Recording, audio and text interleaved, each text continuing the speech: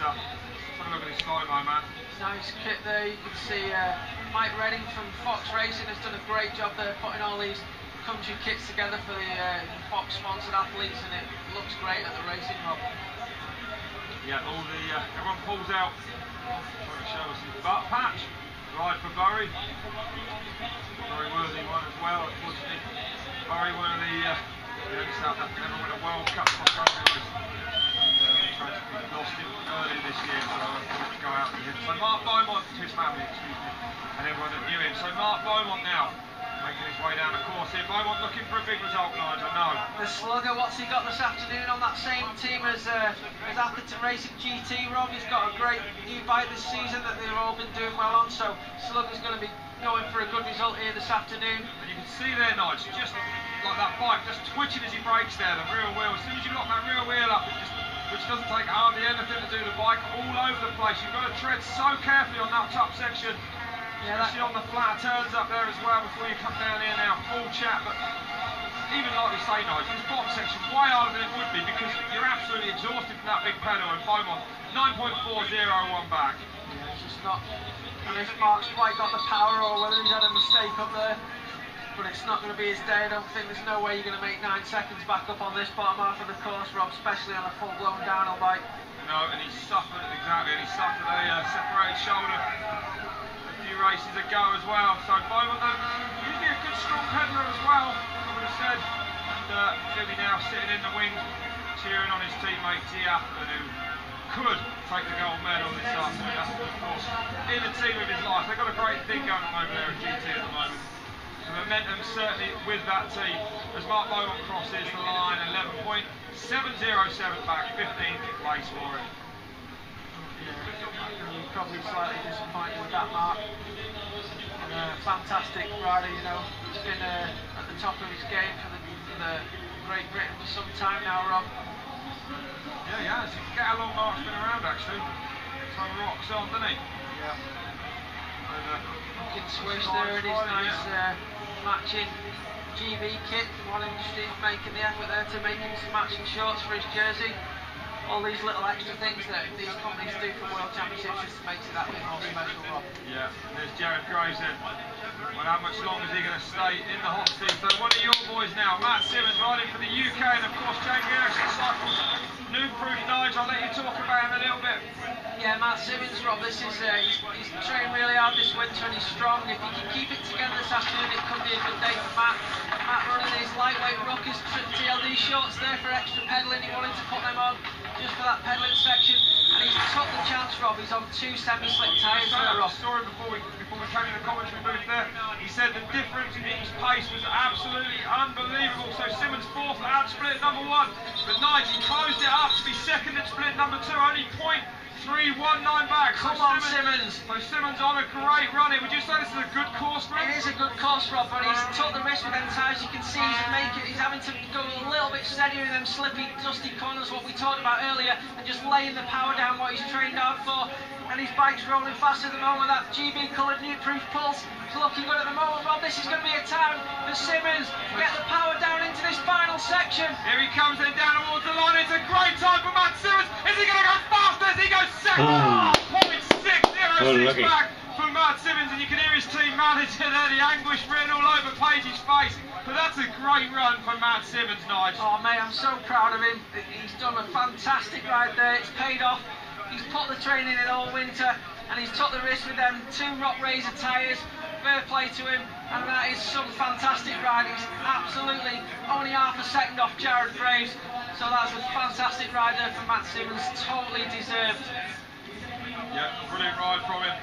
Simmons always one of those guys, you know, that you know is so capable. We just need to see him land one of those big results, get the self-confidence, and I think he'll do great things. Yeah, here we go then, Robin Wallner now. A Swede with speed. There's so many of them now coming from Scandinavia. And Wallner looking good on this top section here, Nigel. Taking that tight line there. We saw Simmons run it wide there. That gave him a little bit of a straighter line out of it as well. Wallner taking out the entry there to that rut as well. And just looking quick down here. Oh, fast there as well. Got to right onto the right-hand side of that rock. He just double tyre tap there. Gave him a great line into that left-hander.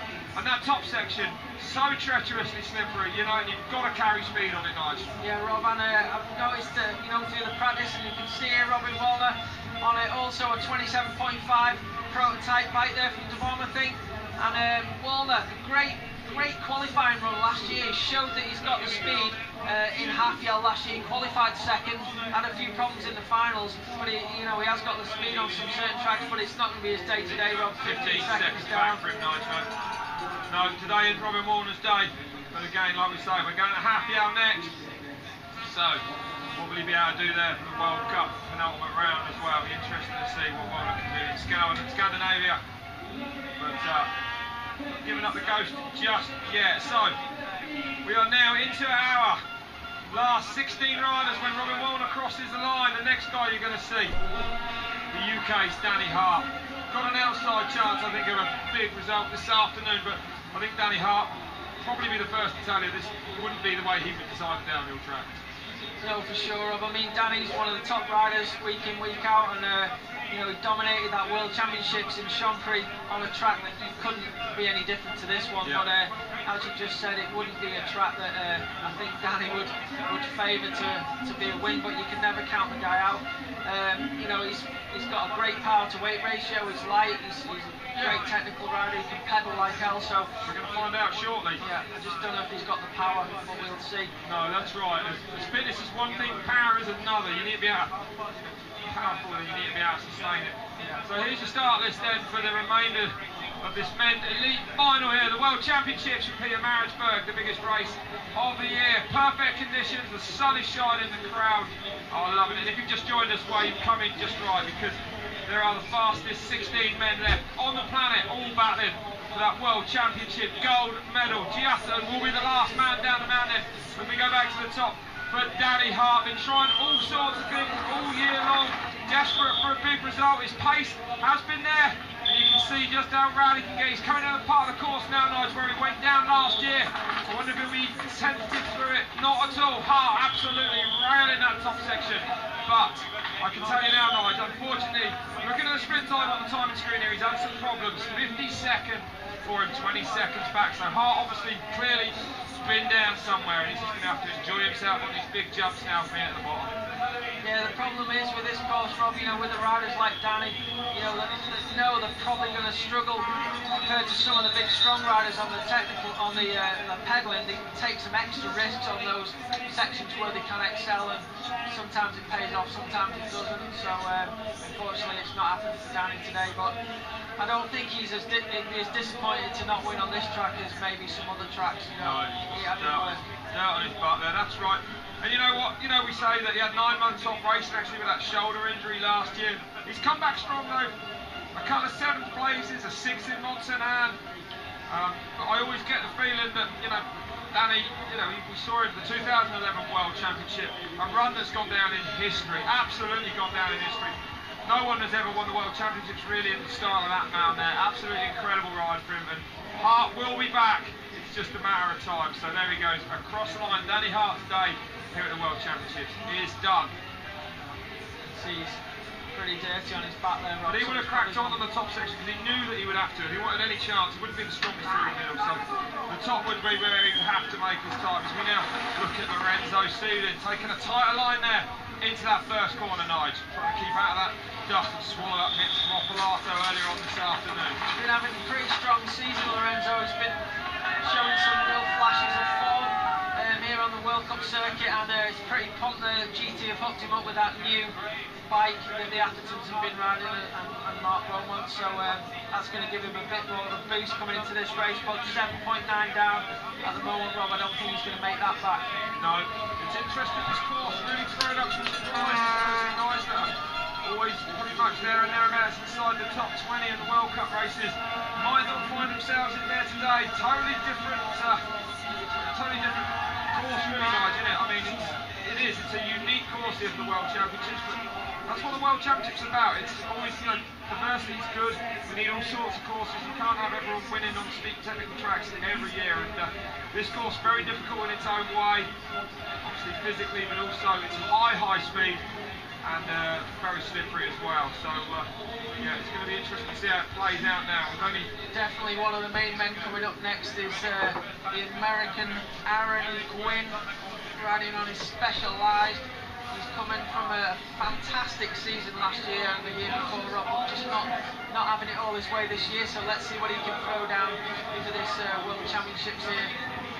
Nice to see my rider there, Matt Simmons, sat on the podium there. What a fantastic ride from him. So stoked for him. And equally Jared Graves and Nick Beard. 3 fantastic rides there for them boys. Fair play to them. So Aaron Gwynn. We think on a 650B wheeled Specialized bike, can't confirm that at all, but possible to tell looking at these pictures. Never been world champion Aaron Gwynn, but he's had fantastic results on this course. In actually taking the win here in 2011, second just a year ago to Greg Minnaar. So what's he going to do today, Nigel? It's going to be amazing. But Gwynn, well, we're watching him go down through this top section. He's looking good there. He looked cautious on that first section, Rob, maybe where he flatted in the time training. So don't know how it's playing out. It's hard to tell. No, I can tell you, Nigel, his first split. Gwynn's day is over. 24.82 seconds back, 55th through. So Gwynn, unfortunately, suffering, I would imagine, a crash up there somewhere. But well, I'm not surprised to see these guys crashing. You know, walking down, it's so slick. It's unbelievable. It's way slicker than the wet and a lot less predictable as well. Yeah. So yeah, not another good day for the Gwynn Eagle.